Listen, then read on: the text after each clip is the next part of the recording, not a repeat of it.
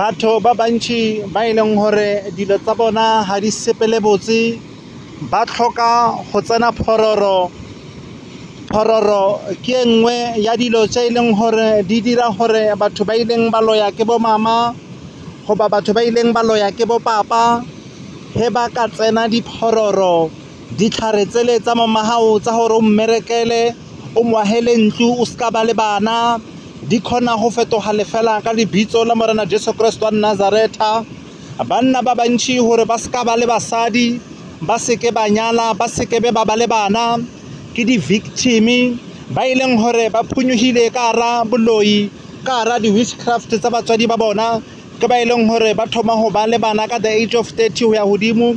Ba bangwe ke mabaka a thuto, ba bangwe ha se mabaka a thuto ke mabaka fela a di witchcraft tsa ka mahae.